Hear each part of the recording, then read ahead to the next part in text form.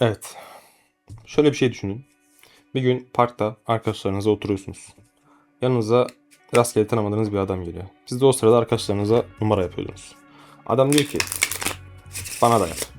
Yani adam da böyle tekin bir tip değil ama yani. Siz de madem sorun çıkmasın diye tamam yapayım abi diyorsunuz. Açıyorsunuz kartları. Diyorsunuz ki abi herhangi bir dörtlünün içinden üçlüyü seçer misin? Yani mesela sallıyorum beşlilerin 3 tanesini seçsin. 4 tane beşimiz olduğu için 3 tanesini seçsin. Birinciyi, ikinciyi seçti. Üçüncü beşlimiz. Burada sona kalan beşlimiz kupa 5. Kupa 5'i seçmedi. Bu üçünü seçti. Sonra diyorum ki abicim seçtiğin bu 3 kartı ne olduğunu aklında iyice tut. Çünkü birazdan ben sana bunların buldurmaya çalışacağım. O yüzden aklında iyice hepsinin ne olduğunu aklına tut. Yalnız seçmediğin kartı da unutma diyorum ve o sırada ben de rastgele kartları 4 pakete ayırıyorum. Sonra diyorum ki adamın kafa gidiyor o sırada başka bir yere bakıyor. Abi dur buraya odaklan diyorum. Bakıyor buraya. Diyorum ki abi üçünün arasında rastgele bir tanesini seçer misin? Bakıyor böyle kırmızı diye hoşuna bu gitti. Bunu seçti. Tamam abi bunu buraya koyar mısın diyorum. Koyuyor. Sonra ikinci desteden rastgele bir miktarda kart alıp üzerine kapatır mısın diyorum. Rastgele bir miktar kart alıp üstüne kapattı. Sonra yine kalan iki kartından birini seçer misin abi diyorum. Bakıyor.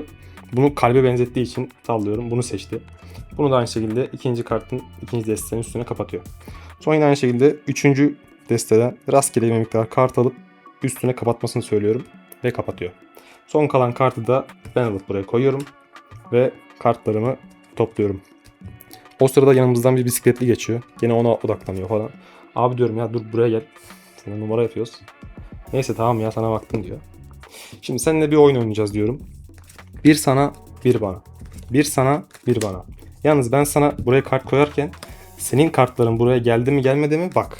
Eğer kartını görürsen bana söyle diyorum. Tamam bakalım diyor. Tabi kafası allak bullak. Görürse söyler mi bilmiyorum. Bakacağız bakalım. Ben bir ona bir bana koymaya devam ediyorum. Tabi bir de düzgün koyabilirsem. Abi buldun mu kartlarını? Yok bulamadım diyor. İyi peki abi tamam devam edelim sıkıntı yok. Ben bulabileceğine inanıyorum diyorum. Hadi bakalım diyor. Devam ediyoruz. Bir sana bir bana. Bir sana bir bana. Bir sana bir bana. Bir sana bir bana. Bir sana bir bana. Aa buldun mu bir şey? Yok diyor bulmadım. Tamam abi sıkıntı yok. Bulacaksın ben inanıyorum sana. Var mı abi? Yok. Tamam abi devam edelim sıkıntı yok. Bir bana bir sana. Bir bana bir sana. Bir bana bir sana. Aha buldum diyor. Aha burada 5 var diyor. Abi kupa 5 senin seçtiğin kart değildi ki diyorum. Ha doğru diyor. Neyse sıkıntı yok abi devam. Gene kafası başka bir yere gitti. Yana baktı falan. Abi buraya bak buraya bak diyorum. Tam baktım diyor. Bir şey fark ettin mi? Sonra 3 kart kaldı. Sen 3 kart seçmiştin. Nasıl lan diyor. Çekiyor kartları kendine. Bakıyor. Hepsi seçtiği kartlar. Evet. Kurgusal numara bir yana bence numara güzel bir numara. Ben çekerken eğlendim. Umarım siz de izlerken eğlenmişsinizdir. Şimdi gelelim numaranın nasıl yapıldığını. Öncelikle numara çok kompleks, aşırı zor bir numara falan değil. Yeni başlayanların da gayet yapabileceğini düşünüyorum. Şimdi numaraya başlarken desteği açıyoruz ve diyoruz ki seyircimize rastgele bir dörtlünün üçlüsünü seçer misin? İlla böyle yapmak zorunda da değilsiniz bu arada. Rastgele bir üçlü de seçtirebilirsiniz direkt. Veya birden fazla seyirciniz varsa hepsine birer kartla seçtirebilirsiniz. Hiç fark etmez. Biz yine aynı şekilde yapalım. Mesela dörtleri seçelim. 4, 1, 4, 2, başka 4 nerede var? Bir tane burada var. Sona kalan eğer böyle yapacaksanız sona kalan dörtlünün de ne olduğuna bakın ki bir sana bir bana yaparken orada seyircim bu dördü görürse aa bu benim kartım demesin diye. Sona kalan dördümüz de sinek 4. Bunu da seyirciye söyleyin. Sona kalan 4 sinek 4 diye. Ondan sonra kartları topluyoruz. Ve seyircimize diyoruz ki siz kartlarınızın ne olduğuna iyice bakın, iyice ezberleyin vesaire diyoruz. O sırada biz çaktırmadan seyircimizi lafa tuttuğumuz sırada ben üçer üçer saymak kolayıma geliyor. Siz nasıl sayacaksanız nasıl daha kolayınıza geliyorsa öyle yapın. 3, 6, 9, 10. 10 tane kart aldım. Buraya koydum. Aynı şekilde devam ediyorum. 3, 6, 9, 12 ve 15. 15 kartı aldım. Buraya koydum. Son olarak 3, 6 ve 9 yaptım. 9 kartı da buraya koydum. En son elimde 15 kart kalıyor. 15'i saymak yerine 9'u buraya koyup sonra 15'i buraya koymak daha kolay.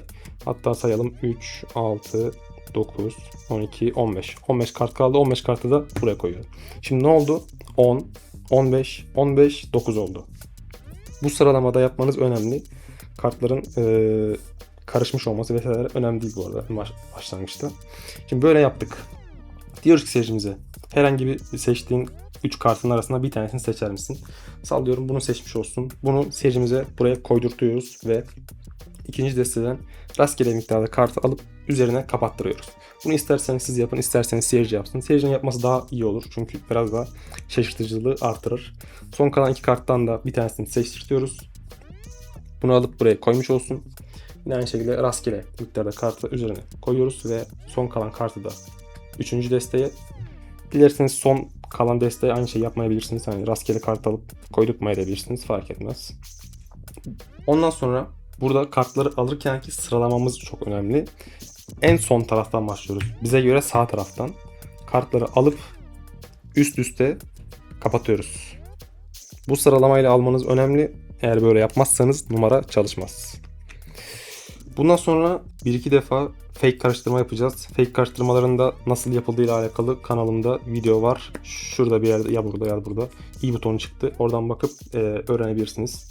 1-2 adet çaktırmadan fake karıştırma yaptıktan sonra fazla yapmayın bu arada. Eğer fazla yaparsanız anlayabilirler. Çok abartmadan ve laf arasında yapın. Neyse kartları karıştırdıktan sonra ama aslında karıştırmadan bir sana bir bana diyoruz ve diyoruz ki sana koyduğum kartların arasında senin kartın gelecek mi bir bak diyoruz. Tabi burada seyircimizin kartının açık kartların arasında gelmeyeceğini biliyoruz. Başlarken bir sana diye önce seyircime kart vermeyi unutmayın. Önce seyircime veriyoruz sonra kendimize. Başlarken böyle başlıyoruz. En son nereye koyduydum ben? Şuraya koyalım.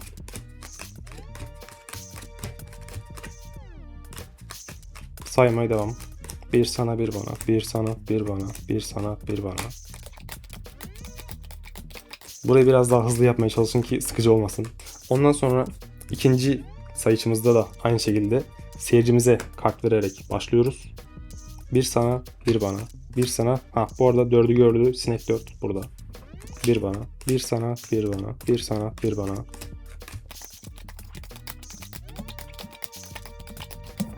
Şimdi ikinciden sonra üçüncü de önce kendimize kart vererek başlıyoruz. Ne dedik? Birinciye seyircime vererek, ikinciye de seyircime vererek, üçüncü de kendime vererek başlıyoruz.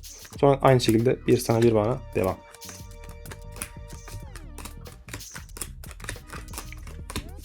En sonda da dördüncü de yine aynı şekilde seyircime vererek devam ediyoruz. Yani üçüncü de kendimize, onun dışında hepsinde önce seyirciye vererek başlıyoruz. Sonra kendimize. Ve en sona 3 kart kaldığında da bu 3 kart her daim seyircimizin seçtiği kartlar oluyor. Çok hızlıca bir tekrar üzerinden geçecek olursak rastgele karıştırılmış bir desteyle numaraya başlıyoruz. Karıştırmazsanız olur, karıştırsanız olur. Herhangi bir üçlüyü seyircimize seçtiriyoruz. Ondan sonra destemizi 4'e böleceğiz. Şu an saymıyorum ama saydım varsayın. 10, 15, 15, 9 diye lafa tutarak destemizi 4'e bölüyoruz. Birer kartı alıp üzerini kapattırıyoruz. Birer kartı alıp rastgele kapattırıyoruz. Kartı alıp rastgele kapattırıyoruz. Ve buradan başlayıp desteği bu şekilde topluyoruz. Ve sonrasında bir sana bir bana diye birinci de karşıya başlıyoruz. Bir sana bir bana bittiğini varsayın. İkincide de karşıya bir sana diye başlıyoruz. Üçüncüde bana diye başlıyoruz ve sonuncu dördüncüde de sana diye başlıyoruz. Yani yalnızca üçüncüde kendimize, diğer hepsinde rakip değil pardon, seyirciye koyarak başlıyoruz ve en sona kalan 3 kartımız da seyircimizin kartı olmuş oluyor.